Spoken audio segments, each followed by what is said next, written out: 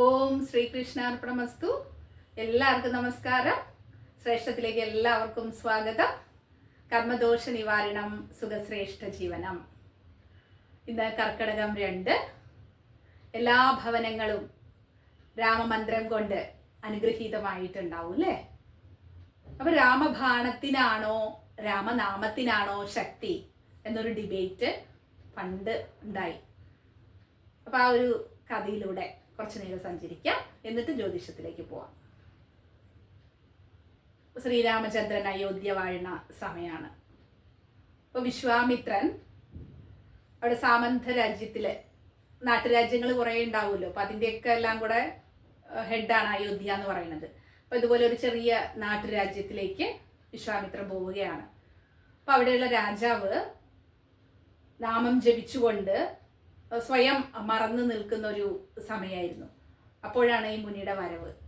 അപ്പൊ അതുകൊണ്ട് തന്നെ അദ്ദേഹത്തിന് വിശ്വാമിത്രനെ ശരിയായിട്ടുള്ള രീതിയിൽ സ്വീകരിക്കാനായിട്ട് സാധിച്ചില്ല. കാരണം കണ്ടില്ല എന്നുള്ളതാണ്. ആ പൂജയും ജപത്തിൻ്റെയും ഇടയിൽ അത്രയും ശ്രദ്ധാപൂർവം ചെയ്യുന്നത് കൊണ്ട് കണ്ടില്ല എന്നുള്ളതാണ്.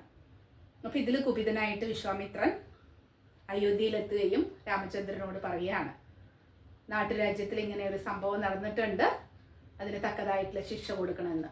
അപ്പോൾ ശ്രീരാമനും കുറച്ച് ദേഷ്യമായി അല്ലേ? മുനിമാരെയൊക്കെ നന്നായിട്ട്, നമ്മുടെ ഋഷിമാരെയൊക്കെ നല്ല രീതിയിൽ സ്വീകരിക്കേണ്ടതല്ലേ, ആ രാജാവ് തെറ്റാണല്ലോ ചെയ്തത് എന്നുള്ളൊരു ചിന്ത ശ്രീരാമചന്ദ്രന് വരികയാണ്.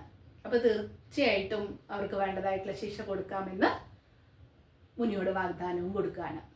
അപ്പം ഇതെല്ലാം കേട്ടുകൊണ്ട് നാരദന് വളരെ വിഷമായി. കാരണം ആ രാജാവിൻ്റെ അത്രത്തോളം പവിത്രമായിട്ടുള്ള ഒരു ഭക്തിയിൽ വന്നിട്ടുള്ള ഒരു പ്രശ്നമാണ്.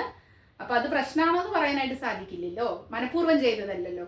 അപ്പൊ അതിൽ നിന്ന് എങ്ങനെയെങ്കിലും ആ നാട്ടുരാജാവിനെ രക്ഷിക്കണം എന്നൊരു ചിന്തയായിരുന്നു. അപ്പൊ വേഗം ആ നാട്ടുരാജാവിൻ്റെ അടുത്തേക്ക് പോവുകയും ഹനുമാൻ സ്വാമിയെ കാണാൻ പറയുകയും ചെയ്യും. അപ്പൊ അത് പ്രകാരം ആ രാജാവ് ഹനുമാൻ സ്വാമിയെ, ഇതുപോലെ ശ്രീരാമചന്ദ്രൻ തനിക്ക് എതിരായിട്ട് വരുന്നുണ്ട്, എന്നെ എങ്ങനെയെങ്കിലും രക്ഷിക്കണം എന്ന് പറയുകയാണ്. അപ്പൊ ഹനുമാൻ അത് സ്വീകരിക്കുകയാണ്. അപ്പൊ അങ്ങനെ യുദ്ധത്തിന് വേണ്ടിയിട്ട് വരികയാണ്. ശ്രീരാമചന്ദ്രൻ ആ രാജാവിനെ തേടി എത്തുമ്പോൾ ആരെയാണ് കണ്ടുമുട്ടുന്നത്? ഹനുമാൻ സ്വാമി നല്ലൊരു സങ്കേതം കൊടുത്ത് പ്രൊട്ടക്ട് ചെയ്തിട്ട് നിൽക്കുകയാണ്. അപ്പൊ ശ്രീരാമചന്ദ്രൻ കുറച്ച് വിഷമായി. അപ്പൊ ഹനുമാൻ സ്വാമി പറയും, നാട്ടുരാജാവിന് എന്തെങ്കിലും ചെയ്യണം എന്നുണ്ടെങ്കിൽ ആദ്യം അങ്ങ് എനിക്ക് ശിക്ഷ വിധിച്ചാലും എന്നിട്ട് അദ്ദേഹത്തെ തൊടാനായിട്ട് കഴിയുള്ളൂ, ഞാൻ അവർക്ക് പ്രൊട്ടക്ഷൻ്റെ ആ ഒരു വാഗ്ദാനം ചെയ്തിട്ടുണ്ട് എന്ന് പറയാണ്. അപ്പോൾ വളരെ വിഷമമായി ശ്രീരാമചന്ദ്രൻ അല്ലേ? ഇങ്ങനെയാണ് തൻ്റെ ഇത്രയും ഭക്തനായിട്ടുള്ള ഹനുമാൻ സ്വാമിക്കെതിരെ ആയുധം പ്രയോഗിക്കുക. പക്ഷെ എങ്കിലും ചെയ്യാതിരിക്കാനായിട്ട് പറ്റില്ല. കാരണം ധർമ്മിഷ്ഠനായിട്ടുള്ള രാജാവാണ്, ഒരു വാക്കേ ഉള്ളൂ അല്ലേ? അപ്പോൾ അതുപോലെ ബാണം എഴിയാനായിട്ട് തുടങ്ങുകയാണ്. അപ്പോൾ ഹനുമാൻ സ്വാമി രാമ രാമ എന്നുള്ള മന്ത്രം ജപിച്ചുകൊണ്ട് കണ്ണടച്ചിരുന്നു. അപ്പോൾ ശ്രീരാമചന്ദ്രൻ്റെ ബാണം എന്തായിട്ട് മാറുകയാണ്? ഒരു പുഷ്പമായിട്ട്, ഒരു ഹാരമായിട്ട് ഹനുമാൻ സ്വാമിയുടെ കഴുത്തിലേക്ക് വീഴുകയാണ് ചെയ്തത്. അപ്പോൾ ഇതിൽ നിന്ന് നമുക്ക് മനസ്സിലാക്കാനുള്ളത് ആ രാമനാമത്തിൻ്റെ ആ ശക്തി എന്നുള്ളതാണ്. താരക മന്ത്രമാണ്. അപ്പോൾ എല്ലാത്തിൽ നിന്നും, ഏത് പ്രതിസന്ധിയിൽ നിന്നും നമ്മളെ ഓവർകം ചെയ്യാനായിട്ട് ആ 2 അക്ഷരങ്ങൾക്ക് സാധിക്കുന്നുള്ളതാണ്. അത്രയും പവർഫുള്ളാണ് രാമമന്ത്രം എന്ന് നമുക്ക് ഇതിനോടകം മനസ്സിലാക്കാനായിട്ട് സാധിക്കും. അപ്പം ഇതുവരെ ജപിക്കാൻ തുടങ്ങാത്തവരാണെങ്കിൽ ഈ കർക്കിടക മാസത്തിലെങ്കിലും ആദ്യമായിട്ട് രാമനാമം ജപിച്ചുകൊണ്ട് നമ്മുടെ ജീവിതം ശ്രേയസ്കരമാക്കണമെന്ന് എല്ലാവരോടും അഭ്യർത്ഥിക്കുകയാണ്. ഓക്കെ, നമുക്കിനി ജ്യോതിഷത്തിലേക്ക് കിടക്കാം. ഇന്നത്തെ നമ്മുടെ വിഷയം എന്ന് പറയുന്നത് വിവാഹ തടസ്സം, അല്ലെ വിവാഹം ശരിയാവുന്നില്ല എന്തുകൊണ്ട് എന്നാണ്. അപ്പോൾ നമ്മളിത് മനസ്സിലാക്കണമെങ്കിൽ ആദ്യം ശ്രദ്ധിക്കേണ്ട കാര്യം, ഈ നമ്മുടെ രാശി ചക്രം എന്ന് പറയുന്നത് 12 രാശികൾ കൊണ്ട് പൂർണ്ണമാവുകയാണ്. അപ്പോൾ അതിനെ 4ആയിട്ട് ഡിവൈഡ് ചെയ്യാനായിട്ട് പറ്റും എന്നുള്ളതാണ്. അതിൽ ധർമ്മ ത്രികോണം എന്ന് പറയും, അർത്ഥ ത്രികോണം എന്ന് പറയും, 3 എന്ന് പറയുന്നത് കാമ ത്രികോണം, 4 മോക്ഷ ത്രികോണം. ഇങ്ങനെ 4 ത്രികോണങ്ങൾ കൊണ്ട് 12 രാശികൾ കംപ്ലീറ്റ് ആവുകയാണ്. അപ്പോൾ ഒരു വിവാഹം എന്നുള്ള ഒരു രീതിയിലേക്ക് എടുക്കുമ്പോൾ ആ ഒരു കോൺസെപ്റ്റാണ് നമ്മുടെ ചോദ്യമെങ്കിൽ നമ്മൾ ശ്രദ്ധിക്കേണ്ട കാര്യം എന്ന് പറയുന്നത് ഈ കാമ ത്രികോണമാണ്. അപ്പോൾ ഇവിടെ കാലപുരുഷന്റെ രാശി ചാർട്ടാണിത്, കാലപുരുഷന്റെ ചാർട്ടാണ്. അപ്പൊ കാലപുരുഷന്റെ രാശി എന്ന് പറയുമ്പോൾ മേടാണ് 1ാം രാശിയായിട്ട് വരുന്നത്.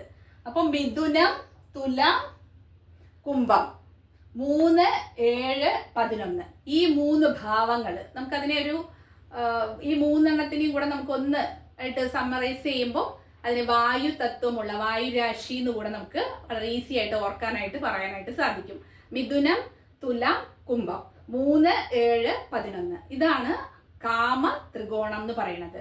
അപ്പൊ ഇതിന്റെ ബേസിലാണ് ഒരു വിവാഹം എപ്പോഴാണ് നടക്കുക, അതുപോലെ തന്നെ ഒരാൾക്ക് ഈ പ്രണയം എന്നുള്ളത് നിഷേധ്യമാണോ എന്നൊക്കെ നമുക്ക് അറിയണമെന്നുണ്ടെങ്കിൽ നമ്മുടെ ജാതകത്തിലുള്ള ഈ 3 ഭാവങ്ങളെയും അതിന്റെ അധിപനെയാണ് ശ്രദ്ധിക്കേണ്ടത്. പിന്നെ പ്രണയകാരകനായിട്ടുള്ള ശുക്രനെയും കൂടെ ശ്രദ്ധിക്കണം എന്നുള്ളതാണ്. അപ്പൊ ഇത് വളരെ ഓസ്പീഷ്യസ് ആവുമ്പോൾ വളരെ പെട്ടെന്നുള്ള വിവാഹം എന്നുള്ളത് നടക്കും. അതിന് പ്രത്യേകിച്ച് പ്രകൃതിയാൽ തന്നെ അവർക്ക് അതിനുള്ള പെർമിഷൻ ഉണ്ട് എന്നുള്ളതാണ്. അപ്പൊ ഇതിലൊക്കെ എന്തെങ്കിലും അസ്വസ്ഥതകൾ വരുമ്പോൾ, നെഗറ്റീവ്സിന്റെ ആക്കം കൂടുതലാവുമ്പോഴാണ് വിവാഹം എന്നുള്ളത് ഒരു സ്വപ്നം മാത്രമായിട്ട് നിൽക്കേണ്ട ഒരവസ്ഥ വരുന്നത്. അപ്പൊ ഇവിടെ നമുക്ക് 2 ജാതകം തന്നിട്ടുണ്ട്. 2ഉം തുലാം ലഗ്നം തന്നെയാണ്. ഇതിൽ ഫസ്റ്റത്തെ ജാതകം തുലാം ലഗ്ന ജാതകനാണ്. ഇതിന്റെ 3, 7, 11 ഭാവങ്ങളെ കുറിച്ച് നോക്കുക. ശുക്രന്റെ പൊസിഷൻ എങ്ങനെയാണെന്ന് നോക്കുക. അപ്പൊ 3 എന്ന് പറയുന്നത് ഇവിടെ രാഹുവിനെ കൊണ്ട് എന്താവുന്നുണ്ട്, നെഗറ്റീവ് വരുന്നുണ്ട്. 7 എന്ന് പറയുന്നത് കുജനാണ്. 11 എന്ന് പറയുന്നത് സൂര്യനാണ്. അപ്പൊ 3 പാപന്മാരാൽ ഈ കാമത്രികോണം കംപ്ലീറ്റ് ആവണമെന്നുള്ളതാണ്. അപ്പൊ ഇവിടെ ഓസ്പീഷ്യസ് ആയിട്ട് ഒന്നും തന്നെ പറയാനായിട്ട് ഇല്ല. ഇപ്പൊ രാഹുവിനാണെങ്കിലും കൂടെ ശനിയുടെ ദൃഷ്ടിയാണ് വന്നിരിക്കുന്നത്. ഇവിടെ കുജന എന്ന് പറയുന്നത് പ്രത്യേകിച്ച് ദൃഷ്ടികളൊന്നും ഇല്ല. അവിടെയും കുജന എന്ന് പറയുന്നത് സ്വക്ഷേത്ര ഫലവാനാണ്. അപ്പൊ പാപന്മാർക്ക് ഫലം കൂടുതലാവുന്നത് നല്ലതാണോ എന്ന് ചോദിച്ചാല് അല്ല എന്നുള്ളതാണ്. അപ്പൊ ഇവിടെയും പാപബന്ധം വന്നിട്ടുണ്ട്. പിന്നെ 11ാം ഭാവം എന്ന് പറയുന്നതില് സൂര്യൻ സ്വക്ഷേത്ര ഫലവാനായിട്ട് തന്നെയാണ് ഇരിക്കുന്നത്. എങ്കിലും അവിടെ സൂര്യൻ എന്നുള്ള ആ ഒരു ഗ്രഹത്തിനെ പറയുകയാണെങ്കിലും അരപാപൻ എന്നുള്ളതാണ്. അപ്പൊ ആ പാപബന്ധമാണ് ഈ ഗ്രഹനിലയിൽ വന്നിട്ടുള്ളത്. ശുക്രൻ എന്ന് പറയുന്നതിനാണെങ്കിലോ നീചവും സംഭവിച്ചിട്ടുണ്ട്.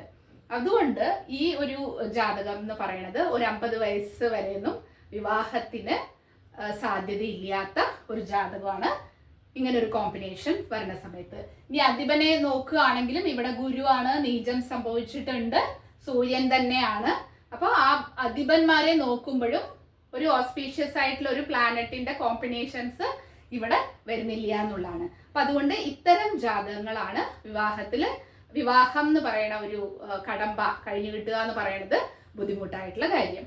ഇപ്പൊ ഈ 2ാമത്തെ ജാതകം നോക്കുകയാണെങ്കിൽ ഇവിടെ 3, 7, 11 വലിയ വ്യത്യാസമില്ല. ഇവിടെ 3 പാപനായിട്ടുള്ള ശനിയുണ്ട്, 7 എന്ന് പറയുന്നത് കുജനുണ്ട്, 11 എന്ന് പറയുന്നത് കേതുവാണ്. അപ്പൊ കേതുവിനെ എന്ന് പറയുന്നത് അത്ര ഭാവത്വം ഇല്ല, എങ്കിലും ശുഭന്മാരുടെ ഗ്രൂപ്പിൽ പെടുത്താനായിട്ടും സാധിക്കില്ല എന്നുള്ളതാണ്. അപ്പൊ ഇവിടെ ശനി പാപനായിട്ട് തന്നെ നിൽക്കുന്നുണ്ട്, ഇവിടെ കുജനും ഉണ്ട്.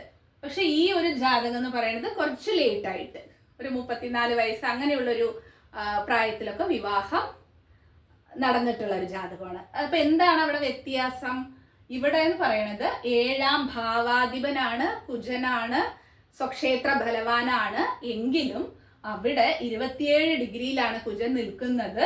അടുത്ത രാശിയിലാണെങ്കിലും ഇടവം രാശിയിലാണ് ഗുരു നിൽക്കുന്നത് എങ്കിൽ ഗുരുവിന് വന്നിട്ട് 3 ഡിഗ്രി മാത്രമാണ് വ്യത്യാസം വന്നിട്ടുള്ളത്. അപ്പൊ ഇവിടെ 27 ഡിഗ്രി 3 ഡിഗ്രി എന്ന് പറയുമ്പോൾ ജസ്റ്റ് 6 ഡിഗ്രിയുടെ ഉള്ളിൽ തന്നെ ഈ 7ാം അധിപന് ഗുരുബന്ധം വന്നിട്ടുണ്ട്.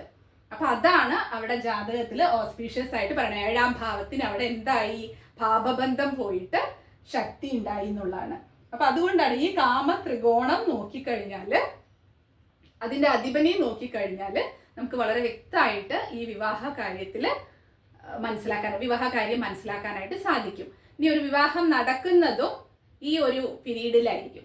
3, 7, 11 ഈ കാമത്രികോണം നടക്കുന്ന ദശാപഹാരങ്ങളിലായിരിക്കും വിവാഹം നടക്കുക.